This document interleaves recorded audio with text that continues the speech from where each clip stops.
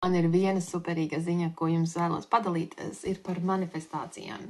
Bieži vien mēs uzskatām, manifestācijas ir veids, kā manifestēt kaut ko jaunu savā dzīvē.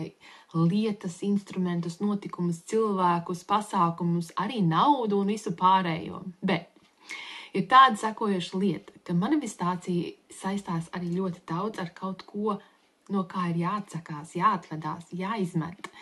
Jāatbrīvojās. Atbrīvošanās ir manifestācijas daļa, jo iedomājies, ja tu gribi jaunu servīzi vai traukus vai mašīnu vai drēbes, vienalga, kas tas ir tavā dzīvē, arī cilvēkus, tev ir jātiek vaļā no lietām, kas tev ir liekas, kas tev nav vajadzīgs. Vai tiešām tev tas iepakojums no iPhone ir vajadzīgs, vai tu viņu lietosi? Visticamāk, nē. Izmer to un tu pierādīsi universam, Dievam, sev manifestācijas principam, ka tu esi gatava visam jaunajam.